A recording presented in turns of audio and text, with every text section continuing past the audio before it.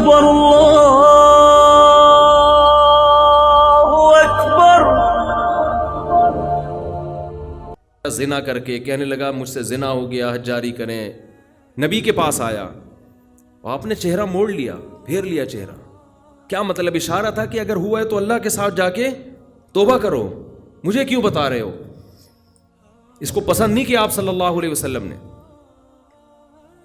آج پیر صاحب بہت سے علاقوں میں ایسے بنے ہوئے ہیں کہ یہ ہمیں بخشوائیں گے، ان کو بکرے دو، ان کو چڑھاوے دو، ان کو نذرانے دو، ان کو دمبے کھلاؤ، یہ ان کے کندھوں پہ ہم پل صراط پہ پار ہو کے جائیں گے۔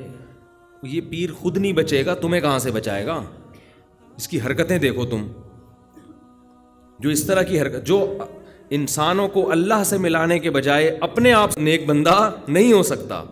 ما کان لبشر ان یکلمہ، ما کان لبشر ان یؤتیہ اللہ الکتاب والحکمہ، کسی بشر میں یہ مجال نہیں ہے، قرآن کے الفاظ دیکھو، کسی انسان کی یہ مجال نہیں ہے کہ اللہ اسے نبوت دے دے پھر وہ لوگوں کو اللہ کا غلام بنانے کے بجائے اپنا غلام بنانا شروع کر دے۔ کسی بشر میں یہ مجال نہیں ہے، کیونکہ جب اللہ نبوت دیتا ہے تو اس بشر میں اللہ کی عظمت اور جلال بیٹھ جاتی ہے۔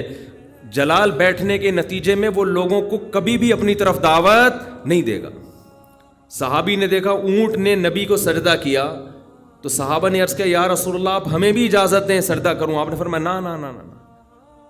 آج بتاؤ کوئی کسی جاہل پیر کے ساتھ یہ منظر ہو، کوئی جانور آ کے سجدہ کر لے، وہ تو خوشی سے پاگل ہو جائے گا، وہ تو کہے گا دیکھو جب یہ کر رہا ہے تو تم کیوں نہیں کر رہے؟ نبی نے اپنے گھر سجدہ کرنے سے منع کیا۔ آپ صلی اللہ علیہ وسلم نے فرمایا اللہ یہود و نصارہ پہ لعنت کرے، انہوں نے اپنے پیغمبروں کے دنیا سے جانے کے بعد اپنے پیغمبروں کی قبروں کو سجدہ گاہ بنا لیا، اپنے پیغمبروں کی قبروں کو عیدگاہ بنا لیا، جیسے عید میں میلے ٹھیلے ہوتے ہیں۔ اسی وجہ سے پیغمبر صلی اللہ علیہ وسلم کی قبر پہ میلے ٹھیلے رش لگا کے بیٹھنا اس کی اجازت نہیں ہے، بس صلاۃ و سلام پڑھیں اور وہاں سے نکل جائیں۔ کیسی حفاظت کی؟ دنیا میں سب سے افضل انسان، جس سے افضل اس کائنات میں کوئی پیدا ہوا ہی نہیں، وہ محمد صلی اللہ علیہ وسلم ہے، لیکن آپ کی قبر پہ نہ کبھی سجدہ ہوتا ہے، نہ کوئی میلے ٹھیلے لگتے ہیں، نہ آپ کی قبر کی طرف رخ کر کے آپ سے دعائیں مانگی جاتی ہیں۔ یہی آپ کے سب سے افضل ہونے کی سب سے بڑی دلیل ہے کہ انہوں نے اپنی عبادت نہیں کروائی۔ کبھی ہم قبر پہ یہ نہیں کہتے کہ یا رسول اللہ آپ ہماری مدد کر دیں، یہ شرک ہے۔ صحابہ نے ہمیشہ نبی سے دعا کی درخواست کی ہے کہ آپ اللہ سے یہ درخواست کر دیں۔ دیکھو قرآن کے الفاظ، بس یہ آیت پڑھ کے بیان ختم کرتا ہوں۔ وَلَوْ أَنَّهُمْ إِذْ ظَلَمُوا أَنفُسَهُمْ جَاءُوكَ فَاسْتَغْفَرُوا اللَّهَ وَاسْتَغْفَرَ لَهُمُ الرَّسُولُ لَوَجَدُوا اللَّهَ تَوَّابًا رَحِيمًا۔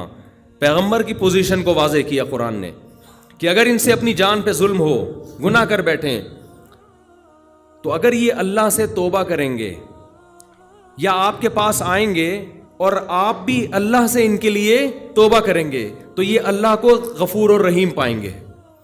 کیا مطلب؟ یہ نہیں کہا کہ نبی کو غفور رحیم پائیں گے، نہ نہ، یہ گناہ معاف کرنا یہ نبی کا وظیفہ نہیں ہے۔ نبی کے پاس اگر آپ جائیں گے تو اس لیے کہ یا رسول اللہ آپ اللہ کے نیک بندے، آپ اللہ سے ہمارے لیے دعا کریں، ہم بھی کر رہے ہیں آپ بھی کریں دعا۔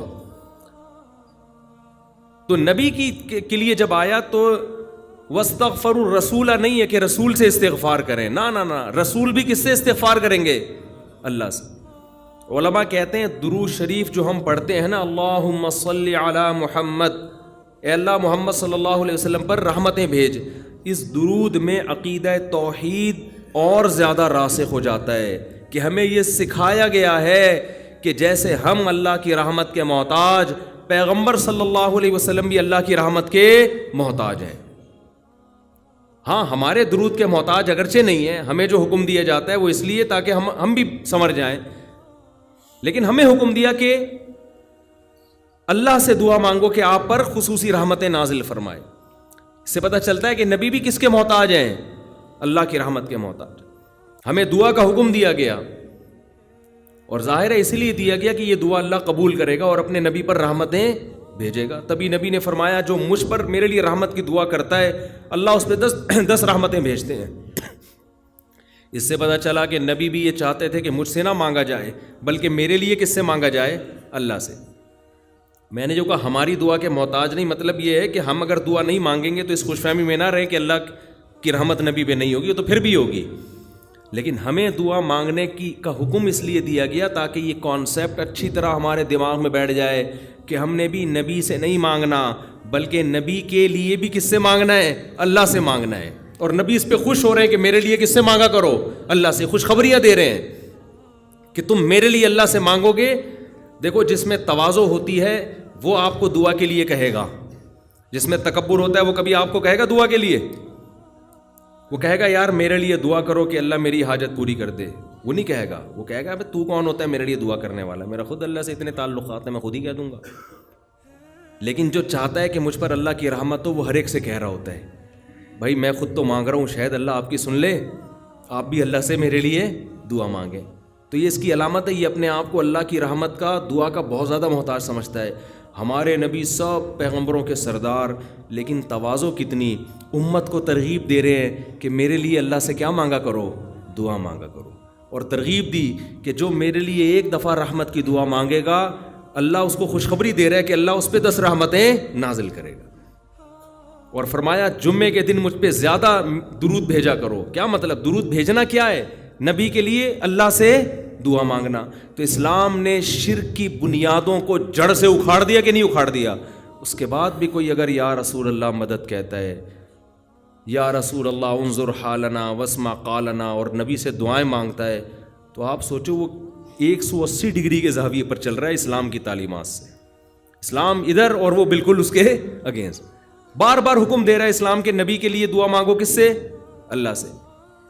خصوصی رحمتوں کی دعا مانگو نبی کے لیے. اور نبی نے یہ بھی فرمایا کہ اذان کے بعد میرے لیے مقام محمود کی دعا مانگو اللہ سے. ایک مقام ہے جو ایک ہی شخص کو ملے گا اس کائنات میں. نبی نے فرمایا مجھے امید ہے شاید مجھے مل جائے، تو اللہ سے دعا مانگا کرو. وَبَعَثْهُ مَقَامًا مَحْمُودًا الَّذِي وَعَدتَّ. تو نبی ہمیں دعائیں سکھا کے گئے کہ میرے لیے بھی قیامت تک دعا مانگتے رہو. کیسی عقیدہ مضبوط کیا ہے کہ بھائی محتاج ہی میں سب کس کے برابر ہیں، سب ایکول ہیں، سب اللہ کے محتاج.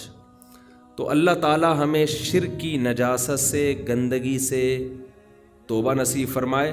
اور ہماری ناک کے جو سینسر ہیں نا ان کو اللہ ایکٹیو کر دے کہ ہمیں شرک میں اسمیل محسوس ہونا شروع ہو جائے. ابھی وہ ڈیمیج ہو چکے ہیں قبروں پہ سردے دیکھ دیکھ کے اور شرک کر کر کے اور بت پرستی دیکھ دیکھ کے.